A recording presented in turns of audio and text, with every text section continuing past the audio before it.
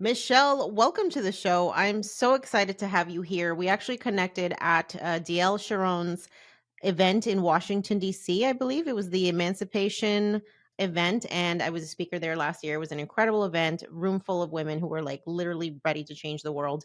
And when I started talking to you, I was like, girl, we need you on the podcast because you've got some gems that you are dropping in our conversations. And so, welcome to Yo Quiero Dinero. I'm so excited to host you here. And if you could start us off with kind of your elevator pitch, tell us who you are and what you do. Yeah, my name is Michelle Seijas, and I am a leadership coach and speaker. And I support people, specifically Latinas and a lot of other folks of color, with finding value in their strengths, increasing their confidence, having a clear vision for their life and their leadership, and also how to build sustainability into their leadership journey as well.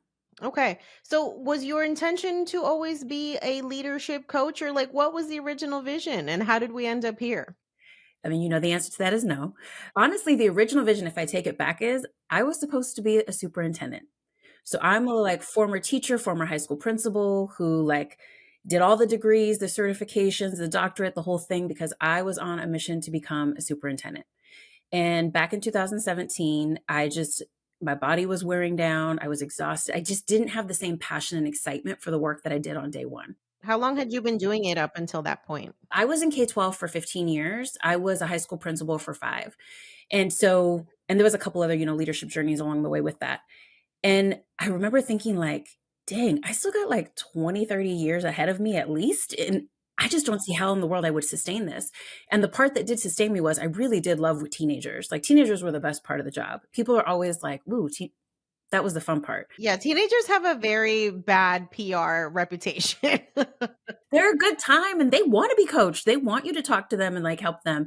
And I was like, I'm going to actually get less of this if I keep going down this road. And if this is the only thing really like even sustaining me, what am I going to do? So I took a 6-month sabbatical when I left. I had zero plan, but I did have a savings account.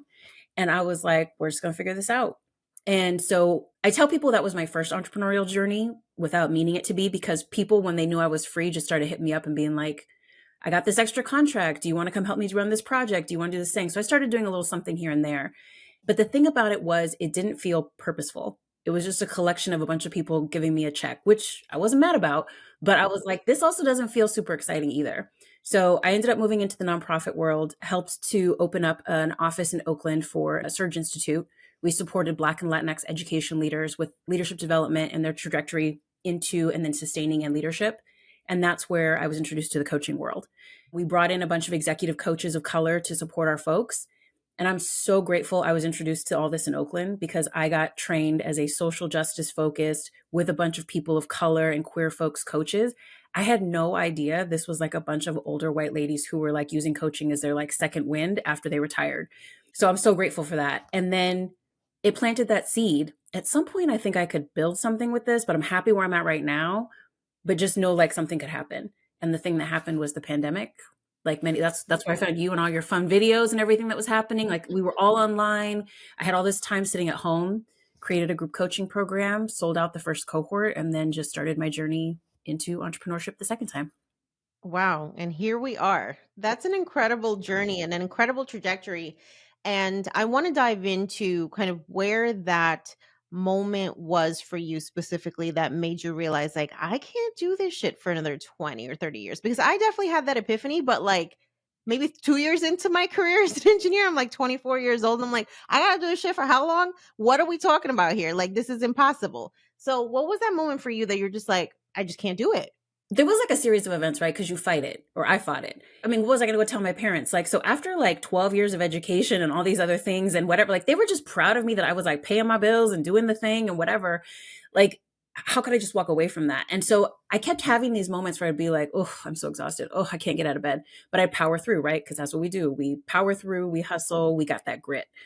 And then I remember there was one day where it's like, I think my body was just like, you can't fight this anymore, which is also like my divorce journey, but that's a whole other story. My boss came into my office. We had a meeting that was canceled. And he sat down and was like, hey, we haven't chatted for a while. Since that meeting got canceled, why don't we just like hang out and chat?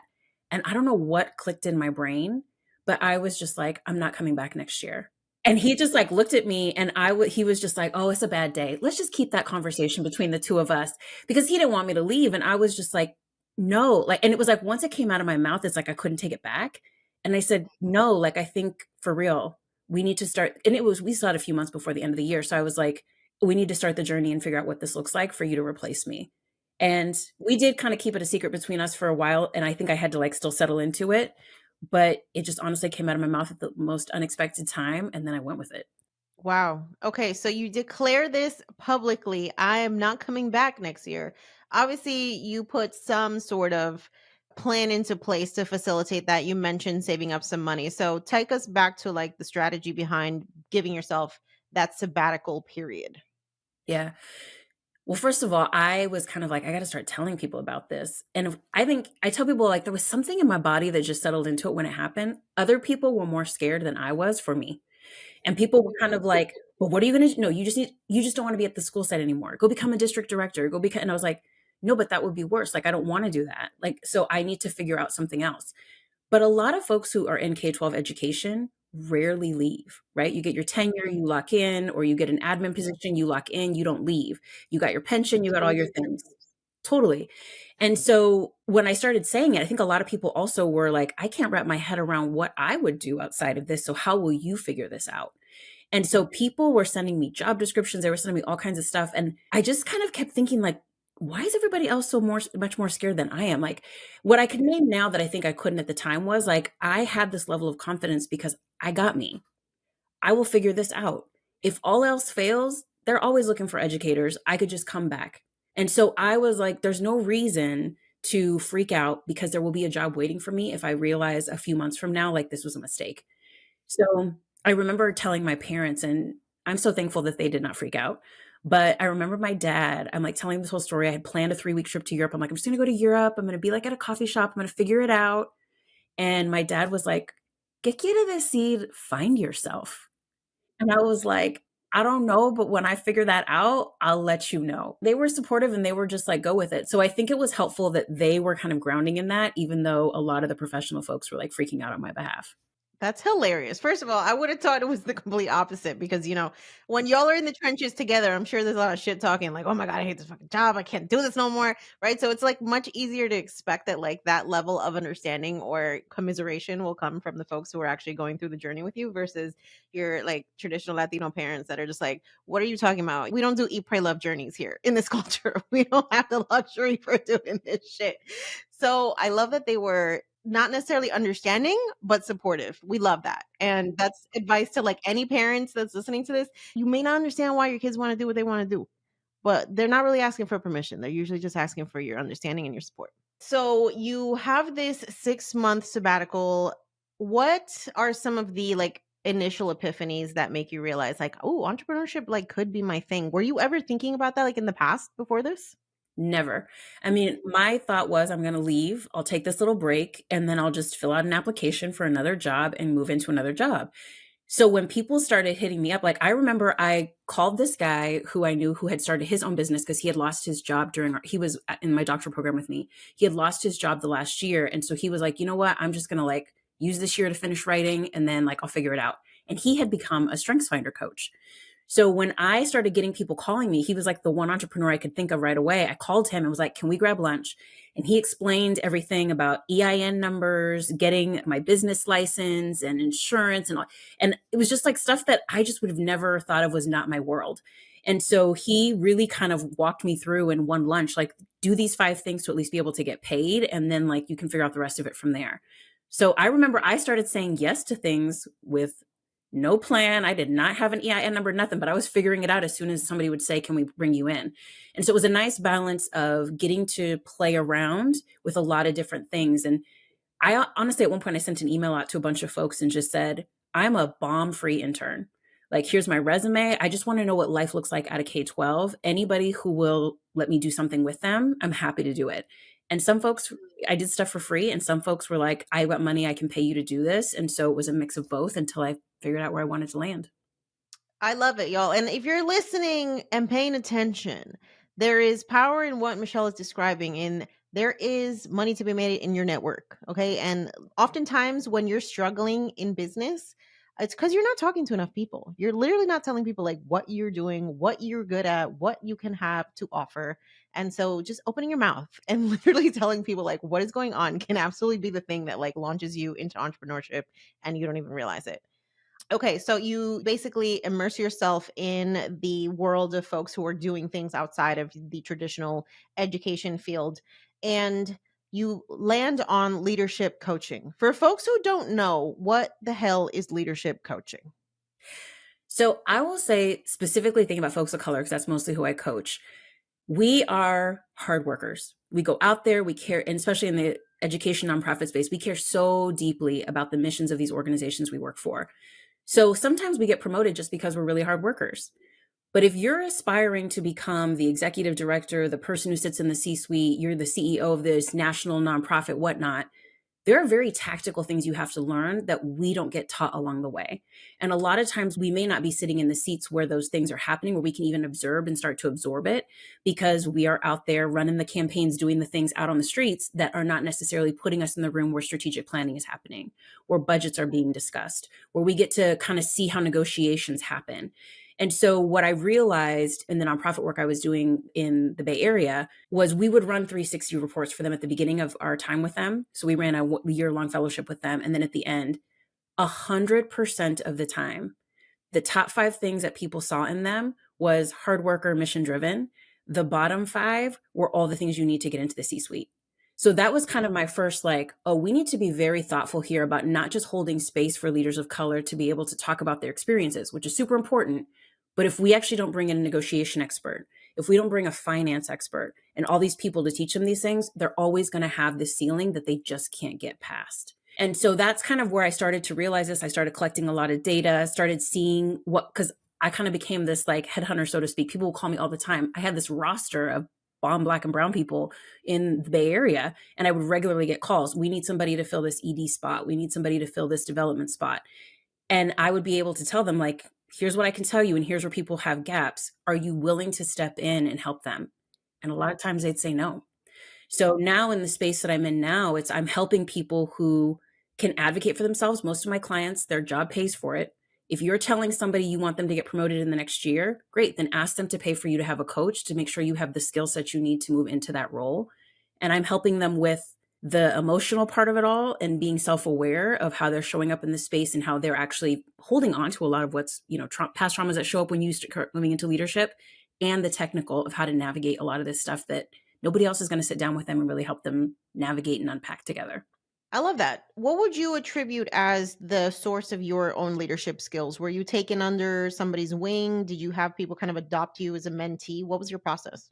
Yes, and I am beyond grateful, and I can name like so many names. But if I really take it back, I got to take it back to Grandma Flora Martinez, who is my grandmother on my maternal side, came from Mexico, escaping domestic violence with babies, with a coyote, and she built a whole ass life for herself in the US. She founded clinics, she founded a church. I have a photo in my living room of her in DC at the Capitol because she was advocating for healthcare. She made so much out of so little. And so watching her, observing her, we would go to meetings with her. I would hear her talking about board meetings and things.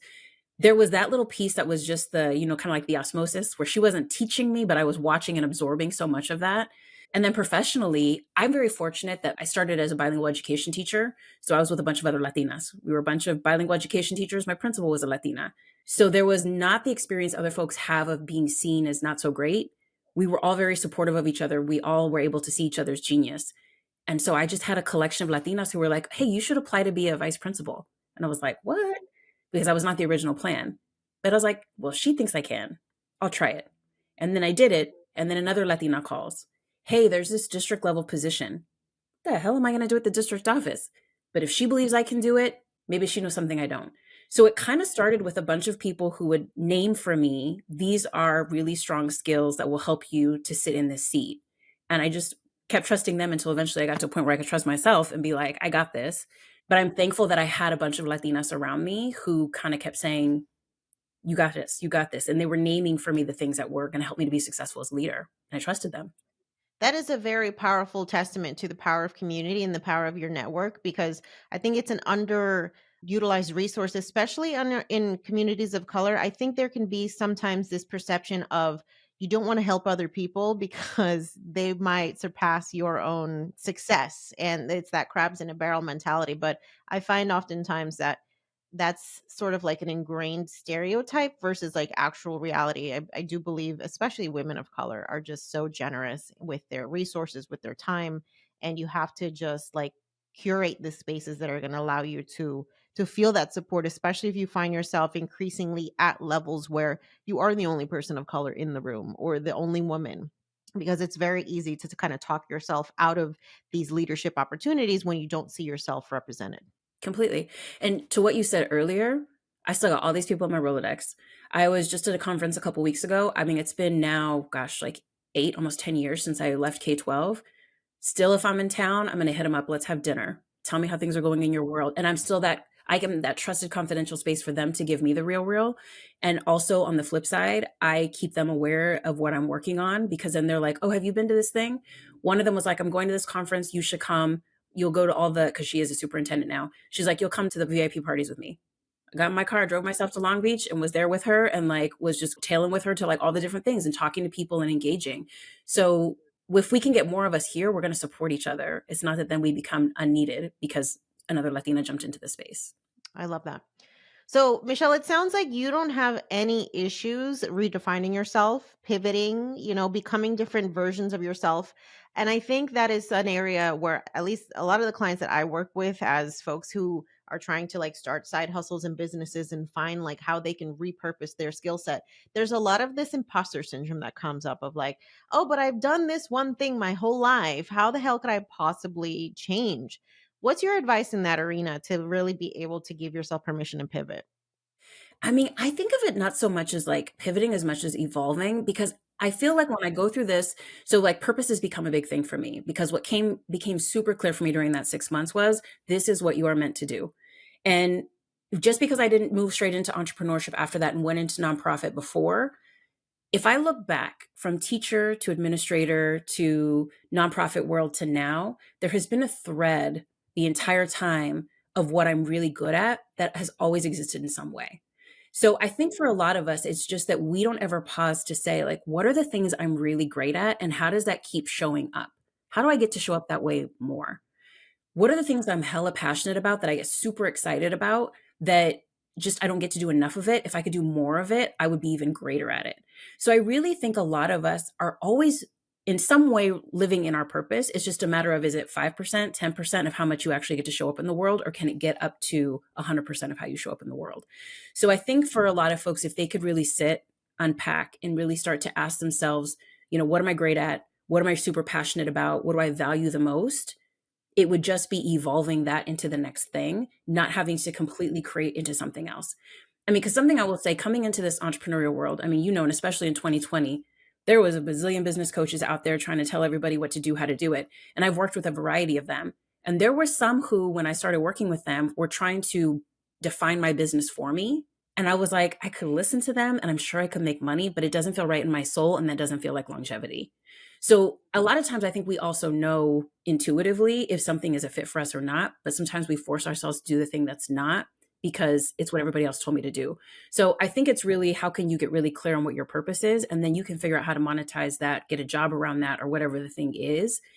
But a lot of us are forcing ourselves to fit into other things. That's why stuff doesn't work out for us. Yeah, that I can definitely resonate with that. And I think another thing that people often struggle with is the amount of time that they have committed to a specific career, right? So somebody like you who has been in the K-12 field for, 20 plus years, who has all this tenure, who has the pension, who has all of these things that you then have to think about giving up to manifest this new version of yourself or create this new dream. What do you say to people who almost have like this fear of like, did I just waste all of this time? And what does it mean when I actually want to let go of this identity? But I have so much guilt about what that means, not only for myself, but for people that look to me as like an example? Mhm, mhm. I mean, I think thankfully there's more of us moving into these spaces that there's more examples that folks can have. I mean, I remember when I took my sabbatical, people were like, it's not going to look good on your resume. Now, all kinds of people got a sabbatical on their resume. Like it's not stopping anybody, right? So I think it's like the more of us who step into this space, it becomes more normalized, hopefully for more people to be able to pivot, walk away, do different things.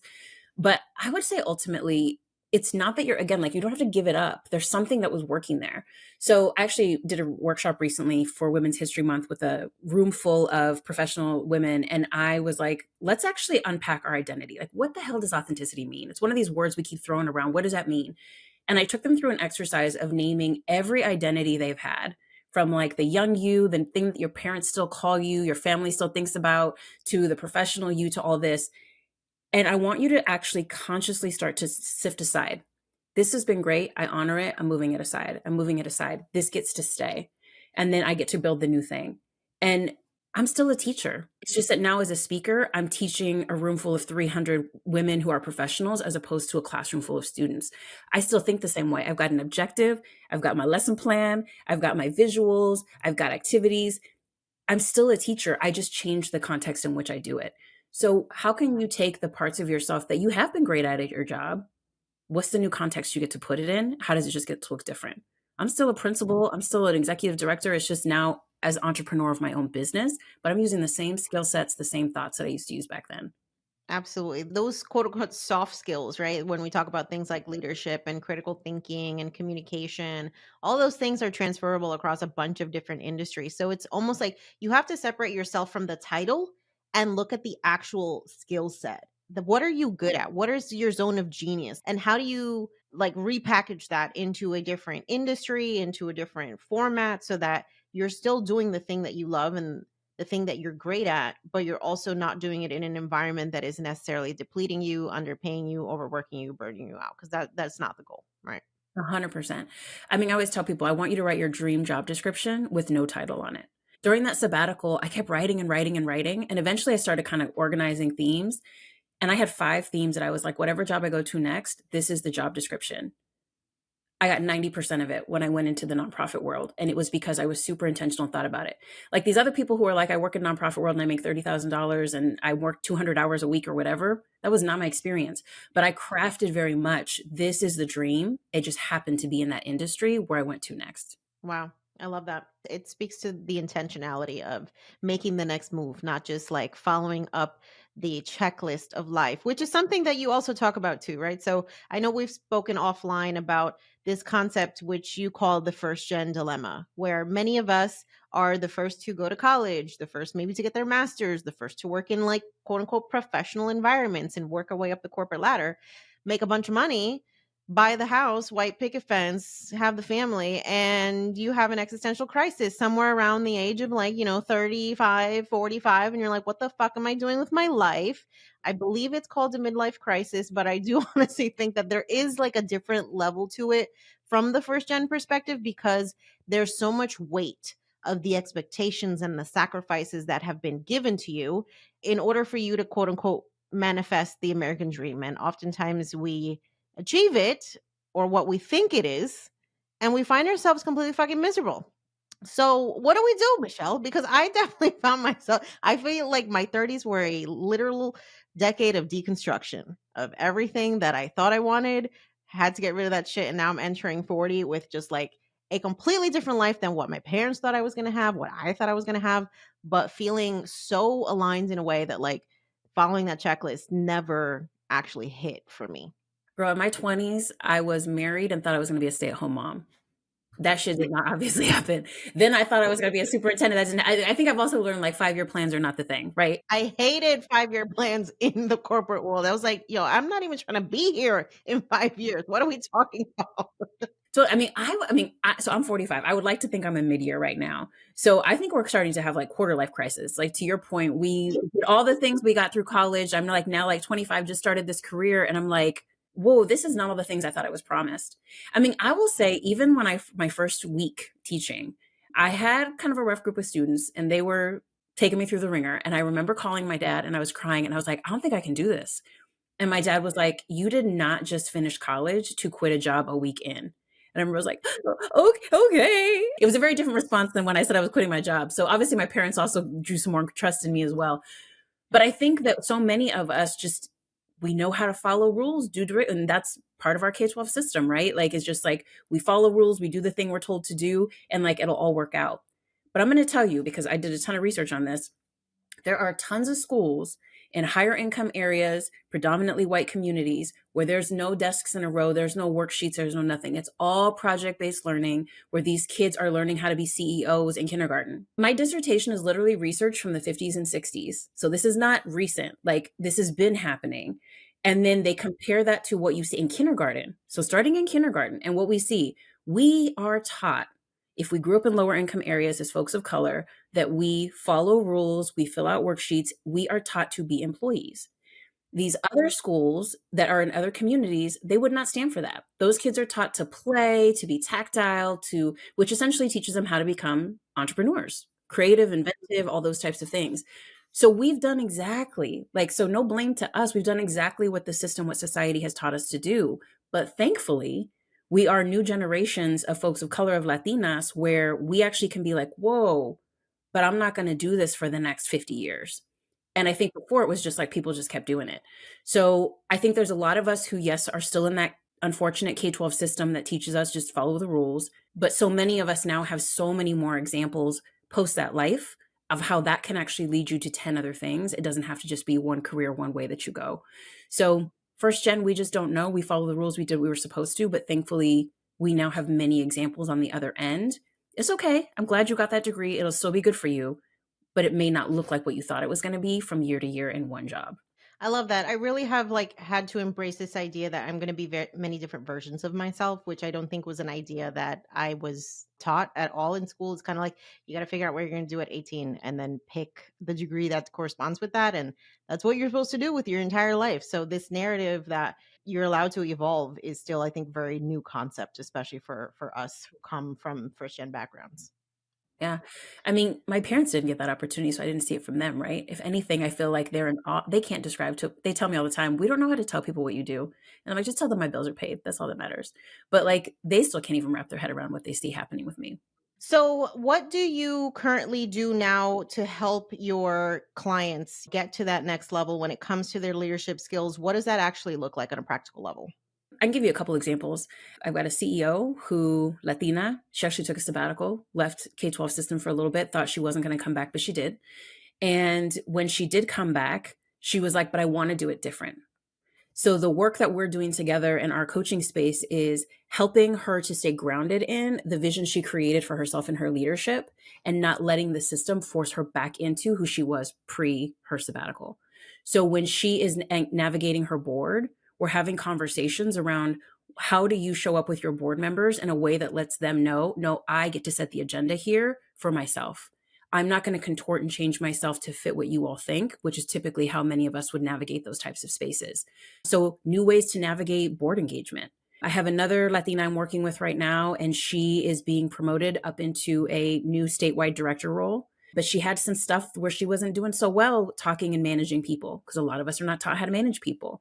Thankfully, her boss was like, let's get you some help. So I'm helping her think through, first of all, why do you show up that way with folks? Like, is there something about you needing to micromanage and do all these things that is actually more fear based around you fearing what people might find out about you, all that? So there's that self awareness piece. And also tactically, let's go through what it looks like for you to manage and coach people in a way that feels good to you and to them, and not just maybe some old school stuff you experienced yourself where you fill out a form, you're told what your weaknesses are, get better at them, we'll talk again in 6 months. So it's this space where you're helping people to really get true to who they are, get clear on who they are. And then as the coach, I'm holding them to that. So if you come into a call and you're telling me something that happened, I'm going to pause you and be like, hold up. The person that you're describing right now is not the same person you told me you wanted to be as a leader 2 months ago. So which one should be true right now? And so I'm holding people to who they say they want to be as they become more self-aware. And also, what are the skills you need? Managing people. If you're going to negotiating salary as you're moving into a new position, let's come figure out what that looks like for you to negotiate 3 different options for yourself that you'd feel okay with.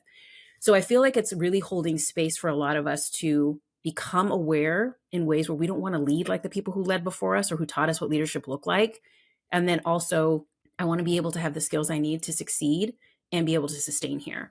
So there's a lot of that. And then in the midst of everything that's happening right now, just really helping people to also take care of themselves. If you come on a call and you're spinning out, I want this to be your safe space to cry. And I hold a lot of space for people to cry these days because a lot of leaders, a lot of women of color, we don't get to show up at the boardroom and cry our eyes out. We'd be gone in 2 seconds, right?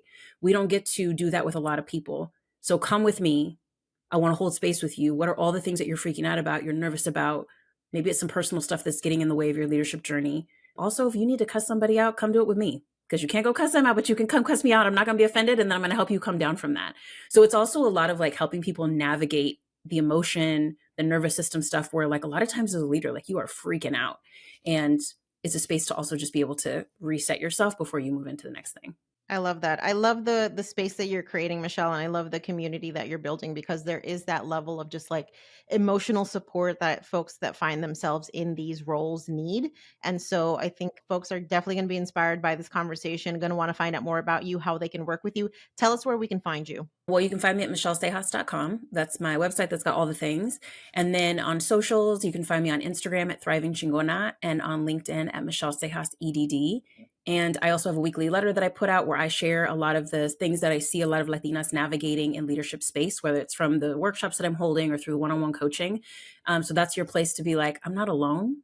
And also hopefully get some tidbits that help you to know like how to navigate some of the things that you might realize. But I always appreciate when people reply to the emails and they're like, oh my gosh, I thought that was just me. Or you just named the thing that I'm experiencing that I didn't know that was the thing. So that's kind of like a little more of an intimate space to be able to engage too. I absolutely love that. Thank you so much for being here. And we're going to make sure to link all of Michelle's resources in the episode show notes. Thank you so much. Thank you for having me.